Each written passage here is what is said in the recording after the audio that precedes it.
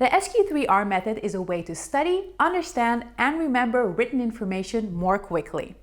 This reading method was first mentioned in 1946 in the book Effective Study by education psychologist Francis P. Robinson. SQ3R stands for 5 steps: survey, question, read, recite, and review. First, you survey what is written by scanning the entire text. Second, you ask yourself questions about the text. Third, you read the text actively and mindfully.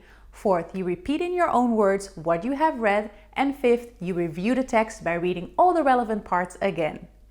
After following these 5 steps, you will have actively read and understood the text, and you will be able to remember and explain the content much better. Find the full explanation on the SQ3R method with a 4-minute in-depth video and a practical scientific article on our website, toolshero.com.